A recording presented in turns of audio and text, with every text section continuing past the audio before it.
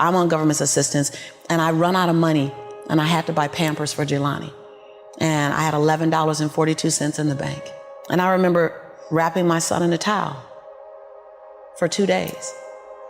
I remember the second day, like you said, I had my hand on Jelani's stomach, and I said, "Don't worry, baby. Mommy will never be this broke or broken again." And that day, what shifted for me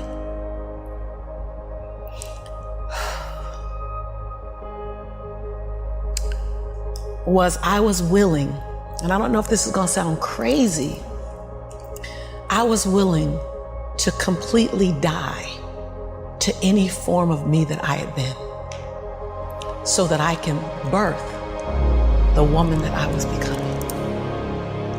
The reason why a lot of people won't become who they want is because they're too attached to who they've been. And you hear it all the time when people say, "I've always been this way." Okay, well, if that's working for you, keep doing that. I knew it wasn't working for me any longer. I had hit my version of rock bottom. So I was willing to let go of everything and everybody. See, another reason why people won't get there is because the doorway is for you to fit through. You trying to carry everybody else through because you're trying to be Rescue 911. And you got to rescue you first. I am much more valuable to my family and to my community because I was willing to let them go through the door myself, teach myself, learn myself, condition myself, and then come back and get them. I'm much more valuable to them now. But I had to go through a window time of 10 years of judgment. You leaving us, hanging out with white people all the time. You going to these crazy countries. We don't know what I had to be willing to allow my conviction to make me inconvenienced. See, we want to grow, but we want to stay liked by everybody. I was willing to be my own rescue at the risk of your approval. But most of us aren't like that. Facebook is an example. We want to be liked. Well, I woke up and I like myself today, so your like is extra. My job is to like me first. I was willing to say every day, "Lisa, you like you? Lisa, are you proud of you? Lisa, are you playing full out?" Every day before I checked in with anybody else. I was willing to inconvenience my entire life. My entire life. I was willing to disrupt my entire life to buy my future, to buy my possibility, to give my dream a chance. See, we're not supposed to tuck our dreams in on the pillow when we get up in the morning. We're not supposed to leave them at home. We can go and fulfill somebody else's dream. We're not supposed to do that. That's not what we're wired to do. That's not who we are. Your human spirit doesn't care about the economy. The human spirit doesn't care that my son's father went to prison. The human spirit doesn't care what's happened to your family. The human spirit doesn't care about the past. You may have been molested, or your family may have been broke, or you may have been betrayed, or you may have a divorce. Your human spirit doesn't care about any of that. Your human spirit simply says, "What's our command for tomorrow? What do you want to create?" It's not keeping score. Your brain is keeping score because your brain is designed to keep you safe. Your soul, your intuition, your human spirit is designed to make you soar. When you get to the edge, your brain will always tell you to step back. It's always going to tell you to step back. Because you can fall. Always. It's going to tell you to step back. Because before you fell, the last time you did this, you saw someone else fail. You could hurt. You could be off work. It's going to tell you. It's designed to keep you safe. So you have to be willing to play between your brain and your soul. And on some days, you got to just listen to your soul. And you got to say, "I'm going to leap. I'm going to get to the edge." Most people are at the edge, and you're standing at the edge, and you're watching everyone else fly. That's Pimp My Ride, Watch My Crib, all this stuff. You know, watching people's lives on Facebook. You're at the edge, watching someone else live, wondering what it's going to be like when you jump without ever jumping. And I'm just here to tell you, jump. Because only 3 things can happen. You're either going to jump and fly, or you're going to jump and fall on something soft, or you're going to fall down hard. Either way, you're going to get back up. You already know you got what it takes to get back up. Your greatest fear is not that you will fall. Your greatest fear is that you will live a full life and never fly. That you never leaped. You're not afraid of dying. You're afraid of dying before the world sees who you really are. before they really get your fingerprint, before they really feel your breath, before they really get your contribution, before they really feel you. That's what you don't want to happen.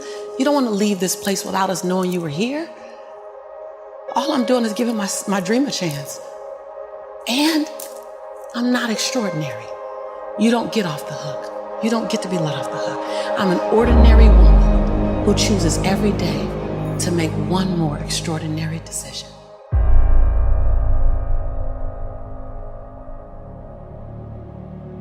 Everything that I need to get back up, I have in me.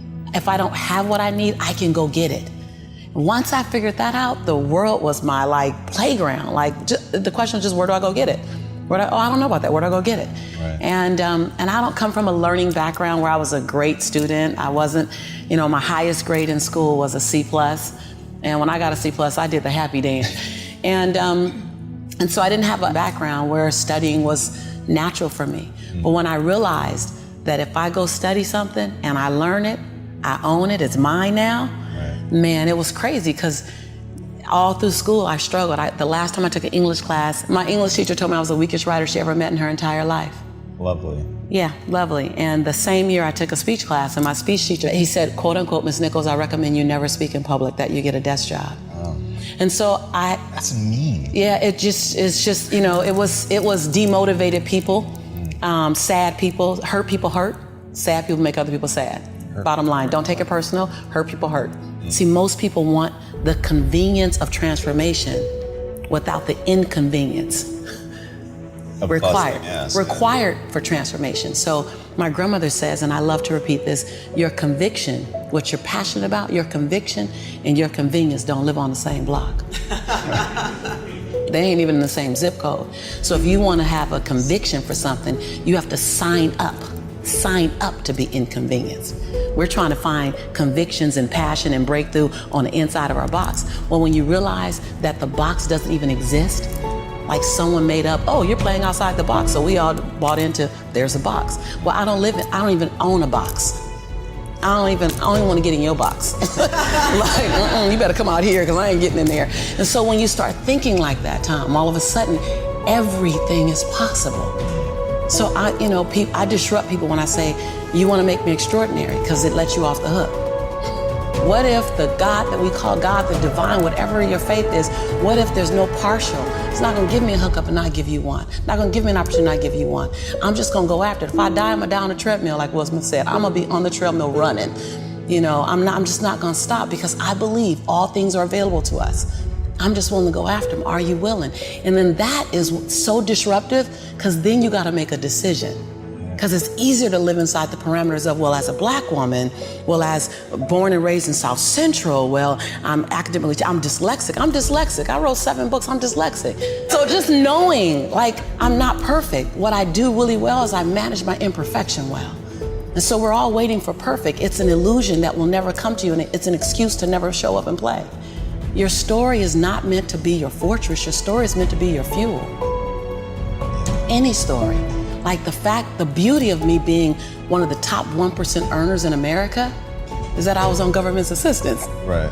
That's the beauty. Come on, it wouldn't be a big deal if my family was rich or whatever. I'm supposed to do something. The beauty is that when you show the little engine that could story, I'm not gonna run fast, but I ain't gonna stop running. I might slow down and have to breathe and catch my breath, but I'm not stopping.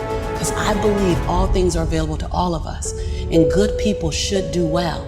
Because when good people do well, good people just do more good in the world. I'm that same girl who ran track for Dorsey High School, who struggled to get through high school, who got kicked out of college because I couldn't afford to stay. That was on government. I'm that same girl. I don't forget her. I'm also that same woman who runs a multi-million-dollar business. I'm also the same woman who has 7 bestsellers. I own both of those. I own all of it. I don't shrink to my greatness, and I don't live in my saga and my sorrow. If you can own your brilliance while owning your imperfections, if you can own your giant while owning your smallness, if you can live in duality, constant duality, the freedom will be earth-shaking if you can live in that. See, either you don't want to be as great as you really are, and you're trying to dim your light so that others won't feel insecure about themselves in your presence. And so you keep playing at 79 watts when you know you're supposed to shine at 159 watts. And you keep checking the temperature of the room to see what the room can handle versus just giving the room you and letting them, if your light's too bright, then let them put on some shades. Can you give yourself permission to live in the duality of your imperfections and your smallness and what you're learning and what you still have to learn and your greatness and your brilliance and your light? Can you allow them to coexist and then serve them up to the world? To love you, to see you, to inhale you, to judge you, to leave you, to love you. Some of us are just as afraid of being loved as we are to be left. If you go where you've never gone, do what you've never done, and say what you've never said, you'll become the woman and the man you've always known yourself to be.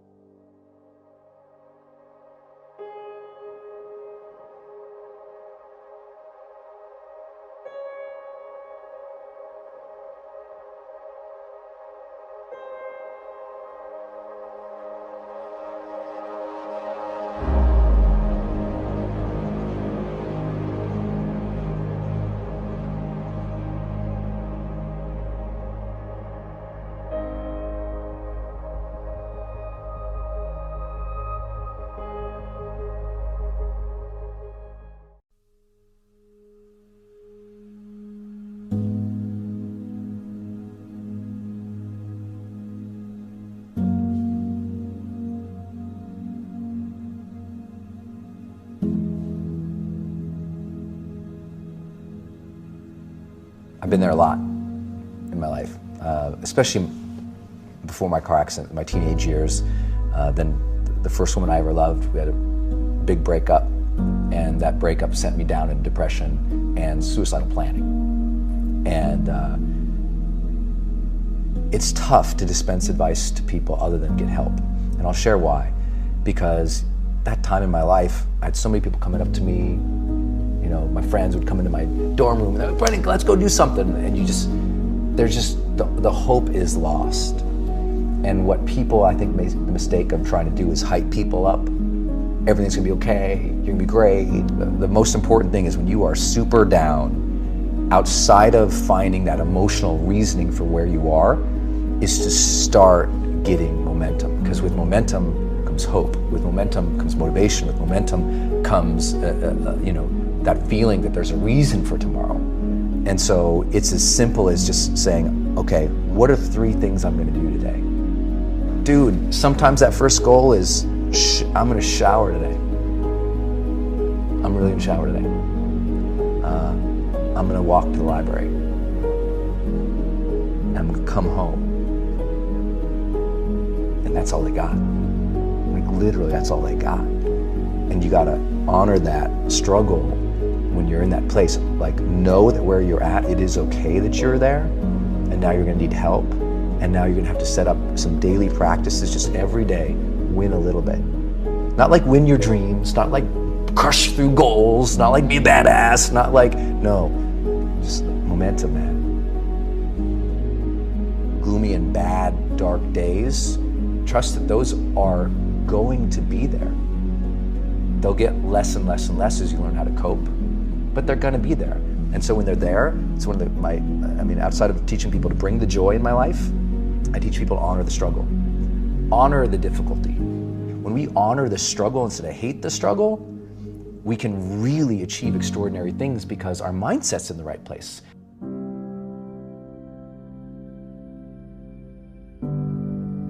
In your hands this very moment is your journey, the journey that allows you to be someone fueled by your potential. Take the risks that allow you to become something more, that allow you to change your view on life, that allow you to look through a different pair of eyes, one that grants you the power to see something and to know how to change it, to look at life as an opportunity to feel like somebody new, someone with the potential that can keep moving forward. Set yourself your own rules. Like, why play by someone else's rules when you can set rules that help you become the best version of yourself? Rules that don't hold you back, but rules that pull you forward. Be grateful for the position you're in, and be grateful for the chance to give it one more go. This opportunity could be wasted, but being here gives you the drive to put in the effort for your future. You see so many people stuck in the same routine, and they hate it. They hate it. They're not happy in their life. They're not happy with their whatever they're doing, you know. And if you want advice from me, if that's your life right now, go find something else. Just try something else out. You know, if you're miserable in your life, and I've actually been miserable. People can be miserable even though they have everything. You know, you see super successful people in life, and you think there's no way they are miserable, but that's not the case. You know. Even though you are successful and you're doing well, you can still have bad days. I have gone through some very difficult times, to be honest with you. And lately, in the last 2-3 years, I've been going through some very hard times. Some very, very hard times. And I haven't been very open about that.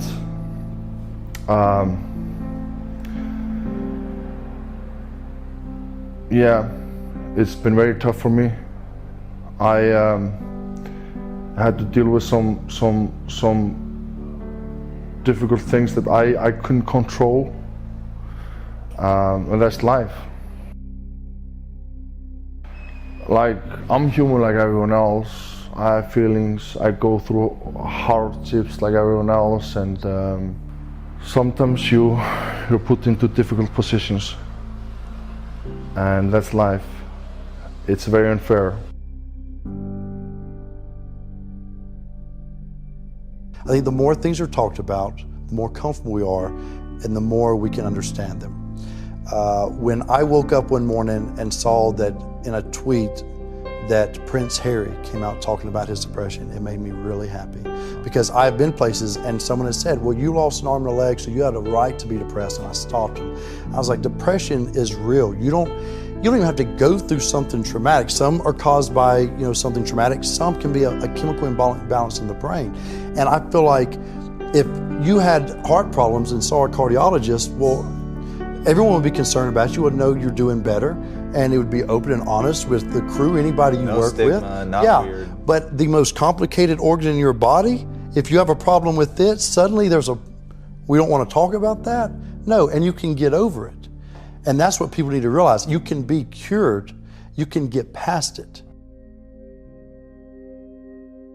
Today is your day to tell your story, to speak your mind, to tell the truth about your future, to speak about the power you've always had, the potential you've always had.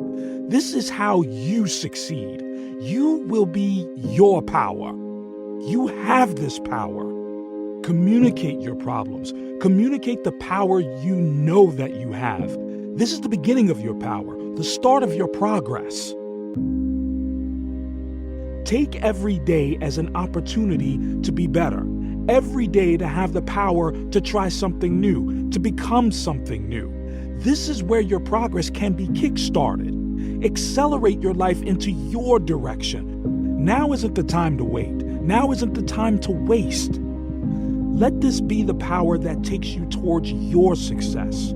This is the opportunity you've earned. This is the potential you've always had. Step out of the crowd and step into your success. I would lay in my bed and just want to die. I didn't want to exist. I wanted an anesthesiologist to come and give me a shot so like my soul would just... And at the time I was in a belief system where there was an afterlife. And so that wasn't possible. You couldn't be gone. You were around forever, no matter what you did. And in fact, if you took your life, you're not behaving in a way that this belief system rewards you. And so I was trapped in existence. And it was the worst feeling in the entire world because I had no out.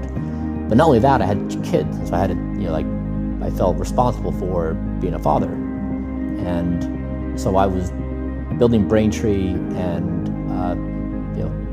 I had challenges at home with my significant other, and I had kids who weren't sleeping. I was sleeping myself, working 24/7, having companies break, and like all the pressure.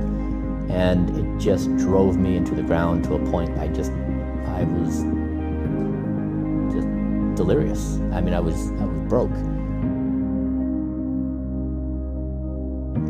I climbed Mount Kilimanjaro at the tail end of the situation, and I got sick. I got the stomach virus, and like 3 or 4 days in, I had the virus for a couple of days. Plus, I was sick with altitude sickness, and I just felt terrible, like the worst I've ever felt. And we got to base camp, and we were at 15,000 something, and I had to make a decision where I was going to climb to the top the next morning. And I thought, let's do it. I'm not going to back down from this. And so I did it, and that 4 hours to the summit changed my life, where the mountain became my problem, and it became a representation of my life. And I started listening to Eminem, my favorite artist, and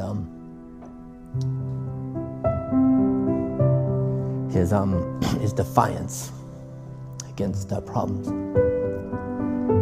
Anyways, I made it to the top, and I just broke down and cried. And it was like the mountain was my depression. It was my marriage.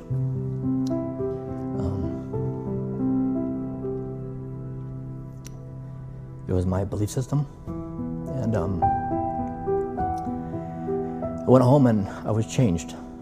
I sold my company shortly after Braintree. I got a divorce. I left my religion. And I was back at my 21-year-old age, and I said, who am I? Like, how do I rewrite myself from scratch? What do I care about? What matters? What exists? What's true? What's not true? All of it.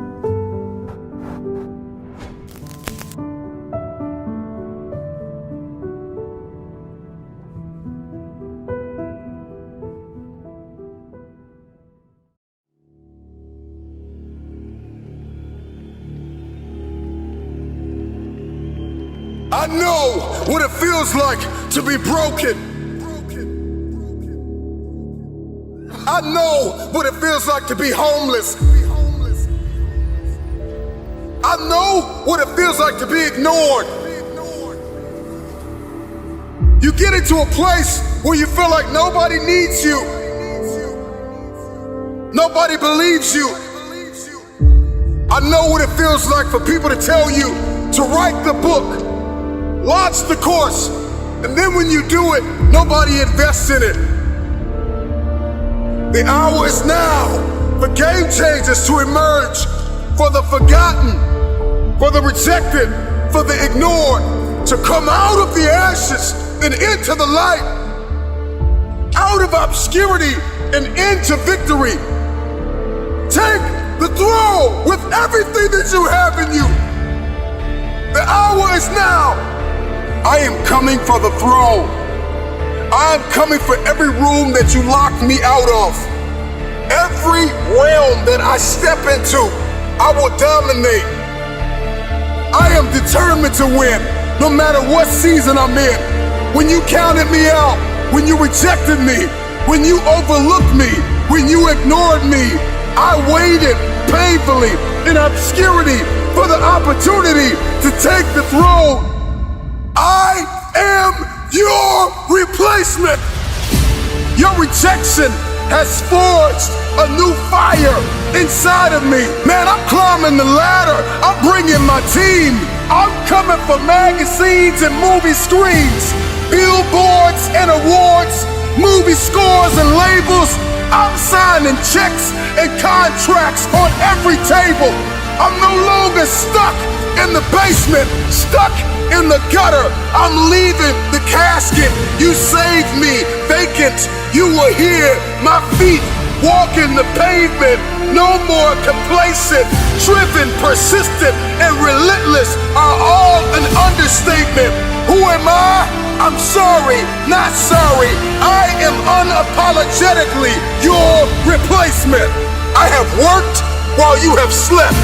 I have learned while you have partied. I have saved while you have spent. And I will live like you dream. I am relentless. I am resilient. I will not back down. I will not surrender. I am now an agent of change and transformation. I am your replacement. Every room that I walk in, I will change the game. I'm influencing neighborhoods and towns, startups and corporations, from the forgotten about hoods to the nations. I'm coming to reconstruct and resurrect broken foundations, leaving everybody that rejected me out of the equation. The marathon continues. The Mamba mentality has left a mark. Shout out to the NBA legend, Kobe, and your daughter, Gigi. From Tom Brady to Drew Bledsoe. Rain, sleet, or snow, I grind.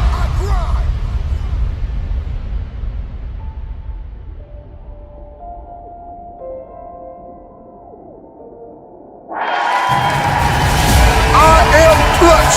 I am the difference maker. I am the game changer.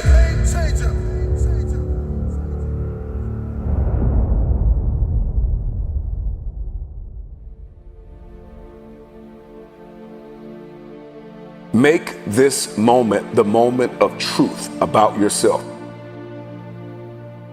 Many of you have been selling yourself short all of your life. You have the opportunity to experience more environmental, physical, and mental abundance. Someone who is in a constant state of elevation.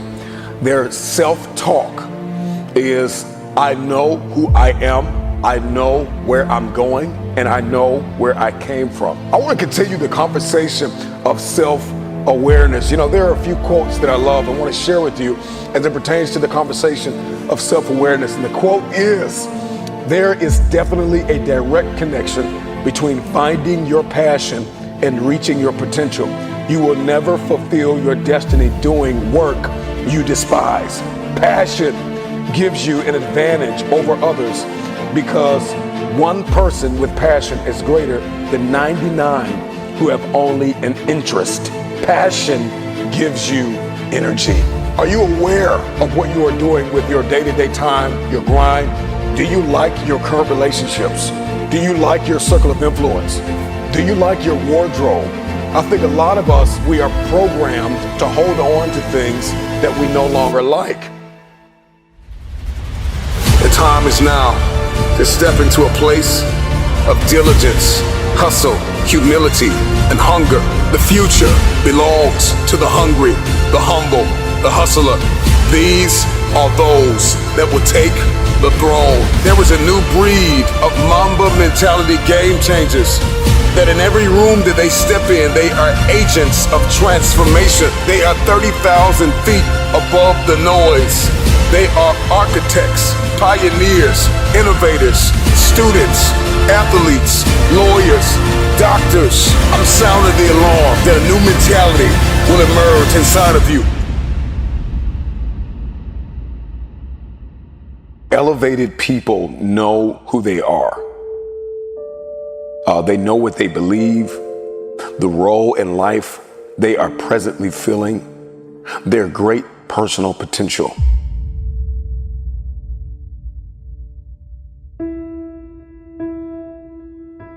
When you are self-aware, you need to be extremely cognizant of your evolution and the fact that you're going to change, the fact that you're not going to be the same person you are. It's a very dangerous thing to be in a place where you are growing, but your life is not. You're still connected to people and places that you've outgrown. It's a very dangerous thing to be in a place like that because you end up dwarfing everybody and everything in your life. Do you like what you're doing and do you like where you're going? Let me ask you another question. What would you like to do? If you don't like what you're doing and you don't like where you are and you don't like your relationships and you don't like X, Y, or Z, what do you want? What do you like? And then you got to be able to add passion to it to activate that thing and make that dream a reality. Are you fully aware of the bridges that are required to cross over to make your dream a reality? I think a lot of people, they have this vision in their head, this dream, but they don't know how to make it a reality. We navigate through life and we keep missing the bridges to bridge the gap between dream and reality. So do you know what is required of you? Are you aware of what is required of you to make happen what you see only in your head? I want to give you another quote. Almost every man wastes part of his life in attempts to display qualities which he does not possess. I want you to ask yourself the question, are you the person that is projecting a different you to the world on social media, on your websites, in your meetings? Are you projecting a different you? Are you the same person in private? And I know that there are multiple versions of yourself, or even I have multiple versions of me, but are they consistent? I want to ask you the question, are you aware of your why? Are you aware of your why? So now that you've discovered, okay, I'm not doing what I want to do, and I need to learn how to do what I want to do, and I need to figure out the bridge to bridge the gap between the dream and the reality. Do you know why you want to do what you actually want to do? What is your why? Because if the why is great enough, if you're aware of that why, then you can begin to back that why up with work ethic. Every why's got to be backed up by work. You want to be committed? You want to be consistent? You want to be creative? You want to be purposeful? You want to be reflective? And you want to be grateful? These are just a few things that you want to be as you are moving forward in your self-awareness. You've identified your weaknesses. You've identified that there is a gap between who you are, what you want, and where you want to be.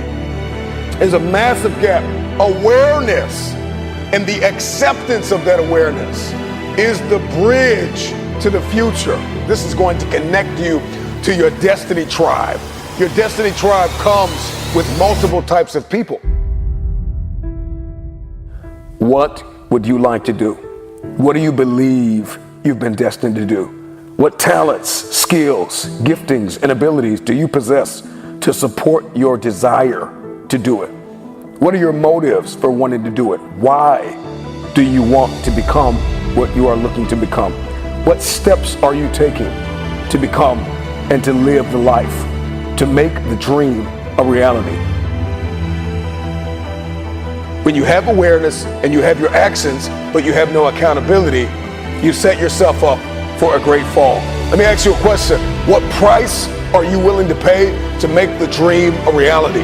How aware are you? Are you aware of the price that you are willing to pay relationally, emotionally, physically, mentally, spiritually? There is a price to pay to manifest a dream. You know, two of the greatest moments in an individual's life is the day they were born and the day that they realize why they were born. Are you aware of your why? Why are you here? What are you doing? Who are you connected to? What are your people, your places, and your purpose?